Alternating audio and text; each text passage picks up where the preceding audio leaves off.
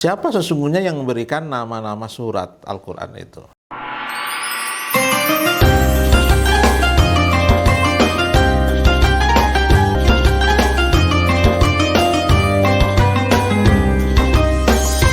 Assalamualaikum warahmatullahi wabarakatuh. Sahabat Al-Quran yang dimuliakan Allah Subhanahu wa Ta'ala. Pertanyaan lain yang menarik untuk dibahas pada sesi kali ini, siapa sesungguhnya yang memberikan nama-nama surat Al-Quran itu? Pertanyaan yang baik dan kritis ya. Pada sesi yang sebelumnya kita membahas terkait siapa sesungguhnya yang menyusun urutan-urutan Al-Quran. Pertanyaan pada kali ini adalah siapa yang memberikan nama-nama Al-Quran.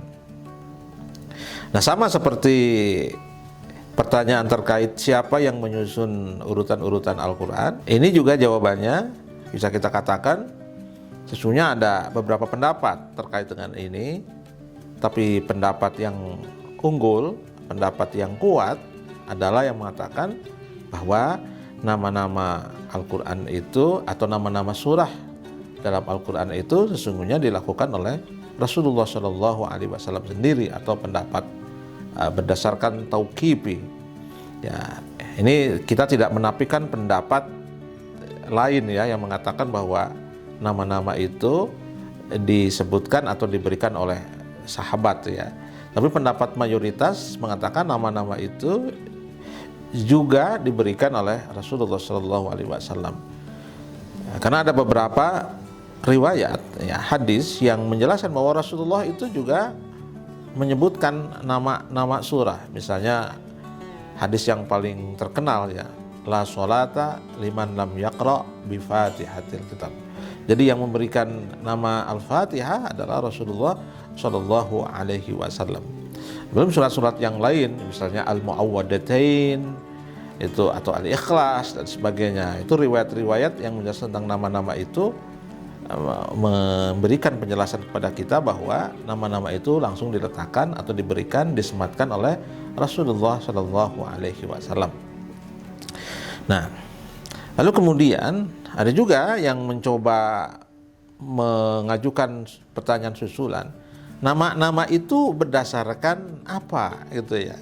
Jadi kalau Rasulullah itu mendapatkan petunjuk dari malaikat Jibril tentang nama-nama, kira-kira nama-nama itu atas dasar apa gitu ya. Nah, kenapa surah Al-Fatihah disebut dengan Al-Fatihah, kemudian Al-Baqarah disebut dengan Al-Baqarah, Ali Imran disebut dengan Ali Imran ya. Jadi kalau kita amati dari surah-surah Al-Quran, memang ada nama-nama yang langsung menunjuk figur tertentu, misalnya Nuh atau Muhammad ya. Itu nama-nama yang masuk kepada figur ya. Lalu ada juga yang menuju kepada satu tempat atau objek tertentu, misalnya Al-Kahfi. Nah, karena ini merujuk terkait dengan peristiwa Al-Kahfi atau gua gitu. Atau Ali Imran ya, ini menunjuk satu keluarga. Juga terkadang menunjukkan satu gender ya, kayak An-Nisa. An-Nisa itu artinya perempuan. Tapi kita tidak menemukan surah Ar-Rijal ya. Jadi ada An-Nisa tapi tidak ada Ar-Rijal. Atau komunitas tertentu misalnya Al-Jin. Atau menunjukkan satu kelompok seperti misalnya Al-Munafikun, Al-Mu'minun ya, Al-Mutaffifin, itu kelompok-kelompok tertentu. Jadi kalau kita simpulkan, memang ada nama-nama surat itu yang diambil dari tokoh-tokoh figur yang ada dalam surah itu. Bisa juga itu diambil dari ayat yang pertama kayak Yasin itu ya. Kenapa disebut dengan nama Yasin? Karena surah yang pertama itu Yasin ya. Nah, oleh karena itu mungkin bisa kita jelaskan di sini beberapa hal ya. Atas dasar apa nama surat itu diberikan nama itu? Pertama, karena kata-kata itu memang ada di dalam surat tersebut. Misalnya Al-Baqarah ya, Al-Baqarah yang 286 ayat itu namanya Al-Baqarah. Dari mana kata Al-Baqarah?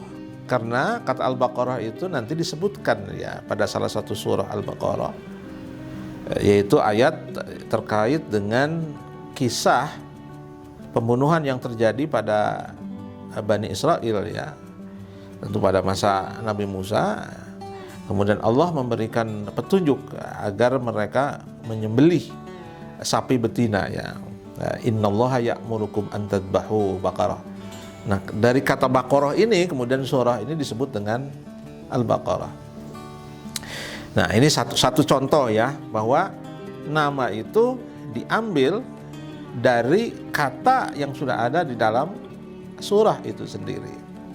Yaitu yang pertama ya, jadi nama diambil dari kata-kata yang ada di dalam ayat itu sendiri. Kemudian yang kedua, nama-nama itu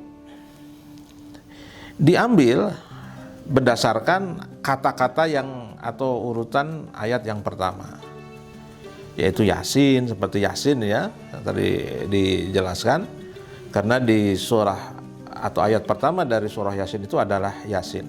Mungkin juga perlu disampaikan di sini bahwa dari aspek mukjizat ada banyak sekali temuan-temuan yang menarik ya, yang ditemukan oleh para ulama terkait dengan nama-nama itu dengan struktur surat itu.